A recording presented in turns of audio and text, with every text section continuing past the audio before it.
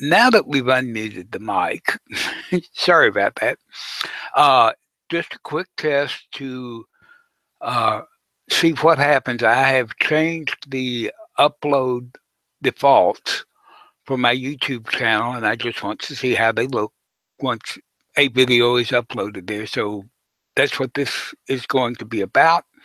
It should upload to my YouTube channel. We'll see what it looks like, see what other changes I may have to make, as in standardizing titles and descriptions and the whole thing, whatever else I may want to put in there, like a donation button, what equipment I'm recording with, things like that. But this is just the start, just in case you happen to run across this. I'm not certain I'm even going to make it public. Thank you.